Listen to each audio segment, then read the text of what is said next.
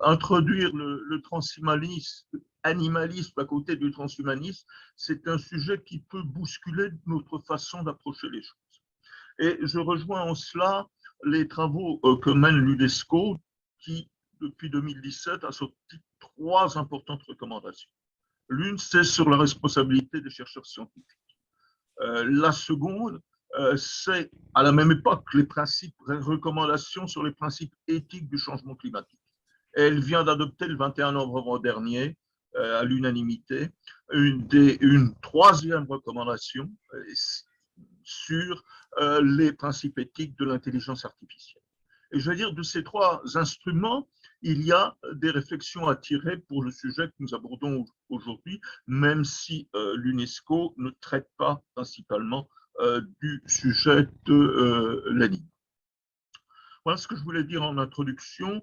Je voulais ajouter aussi, vous l'avez bien compris, que autour du thème qui m'a été donné, je ne souhaite pas rentrer, et je n'en ai pas la capacité, d'entrer dans les détails de la compatibilité génétique, biologique, histologique entre l'animal et l'homme sur le plan de la xénographie.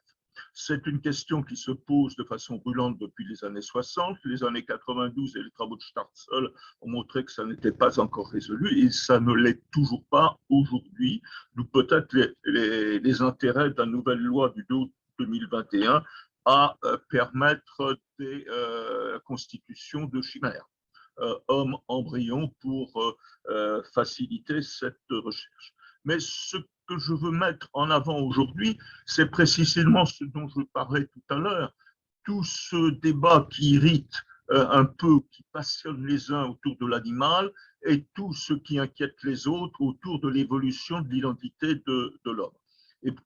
Et en constatant qu'il y a un rapprochement, j'allais dire, induit par la science, la médecine autour de la génétique entre l'animal et l'homme, je voudrais qu'on remonte effectivement, comme d'autres interlocuteurs l'ont dit, à un rapport plus général entre l'homme et l'animal.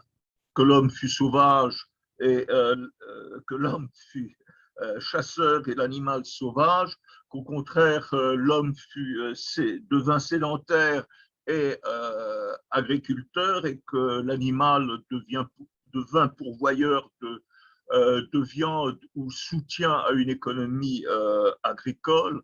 Eh bien, ce rapport, il est dense, très dense aujourd'hui, et je pense qu'on peut essayer de voir dans notre droit, et puis bien au-delà, quelles sont effectivement les évolutions qui se dessinent et sont-elles aussi radicales que certains le souhaitent ou qui seraient peut-être nécessaires. Un petit mot quand même pour resituer les xénogreffes. Bon, même si on en avait depuis le Moyen Âge et au-delà des présentations un petit peu presque mythiques, c'est véritablement en 1906 que les premières greffes se font avec Jaboulet. Et pour la médiatisation, c'est bien sûr Voronov qui va commencer par des greffes osseuses liées à la Seconde Guerre mondiale ou à la nécessité de soigner les grandes blessés de guerre et qui va partir très vite avec des greffes de régénération humaine, redonner, comme on dit, une vitalité de seconde jeunesse.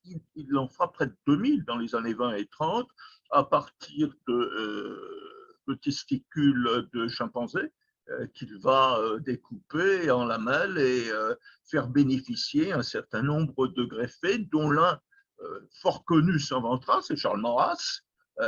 Bon, ça ne lui a pas fait perdre sa surdité, mais en tous les cas, paraît-il, ce qu'il a raconté lui-même dans la presse, je crois que c'était le Figaro, ça a amélioré un certain nombre de ces conditions. Vous voyez qu'aujourd'hui, ça serait sans doute plus du tout recevable, mais on a ici, et c'est ça qui est intéressant, dans la proximité entre l'homme et l'animal, on a toujours une fausse proximité, tout au moins de là où nous le percevons, du monde où nous le percevons, c'est-à-dire un mode occidental où la médecine et l'homme veulent maîtriser la nature. Et donc, c'est plutôt un débat sur la légitimité que moi je voulais introduire. Et une légitimité pas seulement de conflictuelle, où on s'envoie un certain nombre d'arguments qui n'en sont pas, mais une légitimité qu'il faut interroger, bien sûr. Ça a été, j'en dit tout à l'heure, dans les fondements philosophiques et culturels, hein, où on est passé de l'animal-dieu, hein, on, on, voyons les dieux égyptiens, voyons le rejet ensuite du veau d'or, on a effectivement à l'animal machine, comme ça a été dit. Donc, je ne vais pas rappeler tous ces éléments-là. Je veux simplement dire aujourd'hui qu'on est dans une approche à la fois plus concrète ou plus utilitariste, qui part effectivement pour définir les choses, qui part d'une volonté d'utiliser l'animal en ne lui refusant toutefois pas une certaine forme de protection, au nom, en premier lieu, de l'intérêt de l'animal. Alors vous allez me dire dans quelle mesure l'intérêt de l'animal existe-t-il dans un rapport à l'animal, l'homme, qui est non bénéfique pour l'animal. Eh bien, il existe quand même, au moins dans l'approche de l'idée que l'animal est un être sensible, dont la souffrance peut être comparée pour certains, évidemment, et voire assimilée à celle de l'homme, et pour d'autres, qui doit être prise en compte. D'où la distinction qu'on peut faire entre l'animal sauvage qui est protégé par des conventions parce qu'il est le moteur ou le maintien de la biodiversité. On est à la, je crois, la 6e extinction des espèces, même si toutes ne sont pas forcément dues au poids et à l'action de l'homme. Mais on distingue effectivement de l'animal que l'on maîtrise, que l'on reproduit pour des finalités bien précises, que ce soit de recherche, de médecine ou d'alimentation. On a parlé tout à l'heure de ce fameux saumon que le Conseil de l'Europe, si j'ai bonne mémoire, n'aimait pas trop parce qu'il avait, notamment en Norvège, il avait, en s'échappant des lieux grillagés où il était, remonté les rivières, et puis, un petit peu comme les virus, eh bien, il avait contribué à faire disparaître largement le saumon naturel qui était protégé par les programmes du Conseil de l'Europe. Donc, on a cette prise en compte qui conduit finalement à distinguer deux catégories, en fonction des fémininités qu'on donne à l'animal.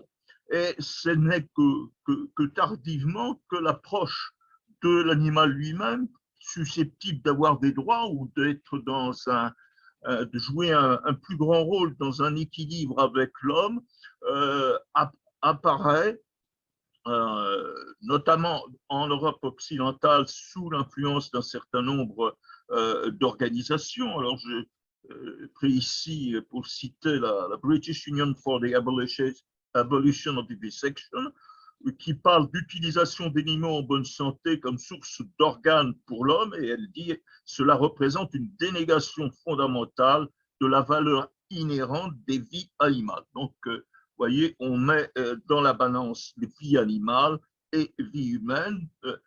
Certains, comme Peter Singer, allant dire pourquoi ne pas utiliser les nouveau-nés anencéphales qui pèsent moins en valeur ou tout au moins en risque de souffrance qu'un certain nombre d'animaux, et notamment les primates que nous utilisons.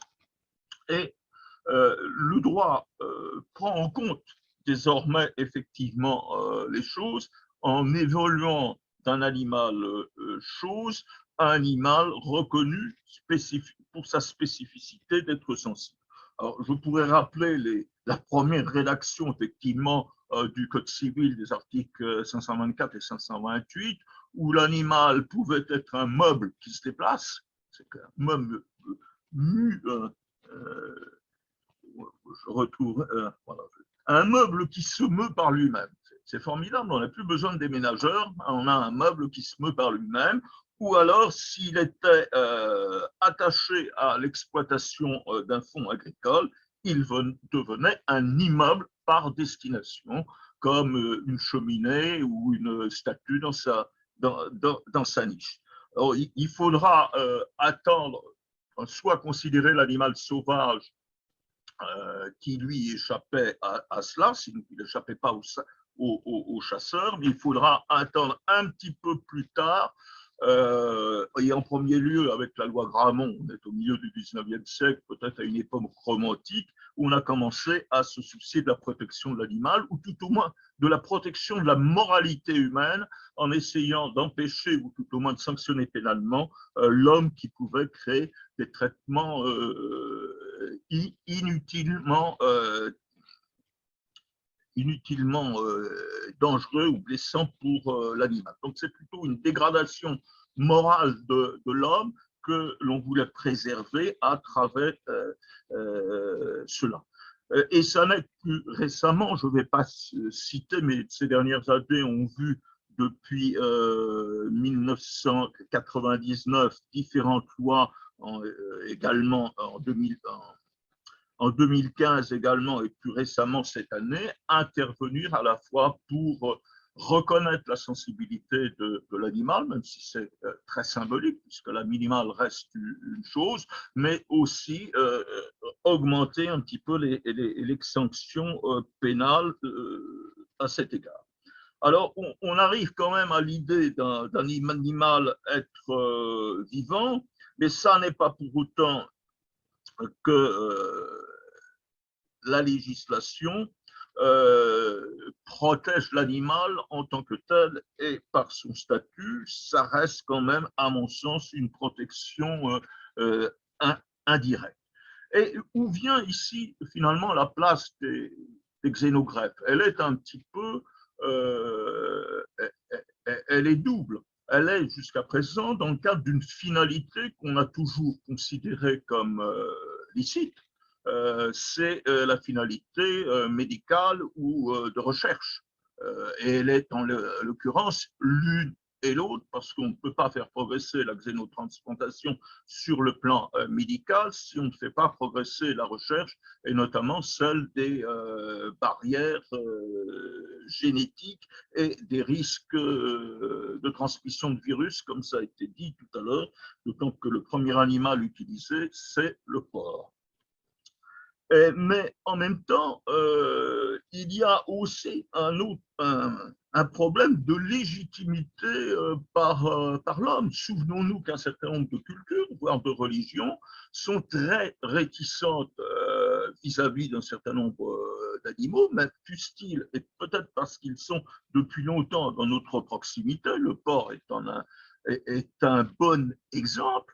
Et on pourrait trouver vis-à-vis de la licéité, non pas de la transplantation, mais de la greffe, des éléments ou des arguments pour défendre une identité humaine, une identité d'ordre génétique et biologique qui, si on admettait la xénogreffe, porterait effectivement, serait une ingérence injustifiée dans un certain nombre de droits, la liberté de religion et bien entendu le respect de l'intégrité de la personne si on ne lui demandait pas son consentement. Ce qui pose deux questions, une un petit peu plus sociale et générale, quels peuvent être le poids d'un sentiment religieux que nous, on intègre dans le cadre des droits de l'homme dans une liberté individuelle, mais dans des sociétés où la religion joue un rôle beaucoup plus présent, y compris dans l'éthique médicale, peut-on effectivement lui donner une action plus grande? Il n'en reste pas moins que les produits, parce que nous entendons souvent la xénogreffe comme limitée à une greffe d'organes d'origine animale, ça peut être beaucoup plus réduit à des cellules, à des procédés médicaux, à des os, voire à des valves. Les valves cardiaques sont d'origine porcine. Donc, quelle information est donnée ici? Le professeur Seralini a parlé effectivement de l'information en matière de risque pour les OGM. Là, je ne suis pas certain qu'on informe tous les gens à qui on donne des valves cardiaques de l'origine de la valve. Et donc là aussi, pour y avoir sur le plan humain des réactions culturelles, religieuses, qu'elles soient personnelles ou collectives. Tout ça nous ramène, je ne vais pas être beaucoup plus long, nous amène dans une réflexion pour savoir jusqu'où les rapports entre l'homme et l'animal ont évolué aujourd'hui. Alors, bon, on ne voit qu'un côté des choses, parce que c'est vrai, ce qui a été cité tout à l'heure du, du professeur Cyrulnik, mais il est vraisemblable que, je ne peux pas dire que l'animal pense, mais il est, étant un être sensible avec un cerveau qui fonctionne, on peut effectivement penser que lui, nous regardant, il y a quelque chose qui se passe dans sa sensibilité et dans ses réactions. Mais nous pouvons être à la fois un chimpanzé et un homme, ou une mouche et un homme, on n'a aucune possibilité personnelle de vivre cette double subjectivité. Et donc, il faut effectivement des travaux scientifiques pour essayer de nous dire quel type de sensibilité. Mais si nous projetons un regard sur l'animal, nous ne connaissons pas le regard que lui projette sur nous, sinon avec les animaux de compagnie. Et il faut voir comment nous allons cohabiter dans le futur, à un moment où des espèces disparaissent, où l'homme aussi, dans son environnement, va se trouver en danger, dans la mesure où il n'accélère pas la décarbonisation et un certain nombre d'autres éléments qui maintiendraient dans un calendrier court les objectifs du développement durable. Et je crois que c'est peut-être un aiguillon supplémentaire pour nous aider à réfléchir et à concrétiser notamment ces recommandations dont j'ai parlé tout à l'heure et qui soulignent aussi le passage plus fort des travaux, notamment de l'UNESCO, puisque on est passé de textes purement déclaratoires à des textes qui sont un petit peu plus forts, qui sont des recommandations. Et le dernier point, évidemment, pour les pandémies, il faudra parler des épisodies. Et bien entendu, quand on a parlé de la chauve-souris comme vecteur de la transmission du virus de la Covid-19, évidemment, on se souviendra qu'aujourd'hui, la déforestation dont souffre la Chine,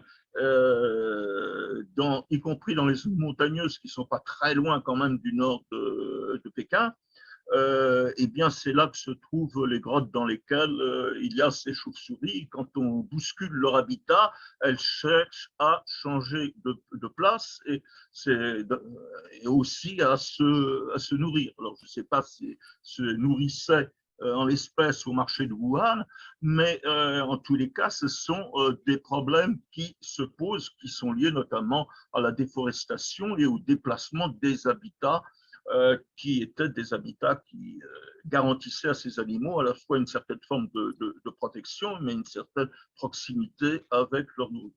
Voilà les quelques propos que je Merci. voulais dire pour un petit peu stimuler ce débat qui l'est déjà beaucoup.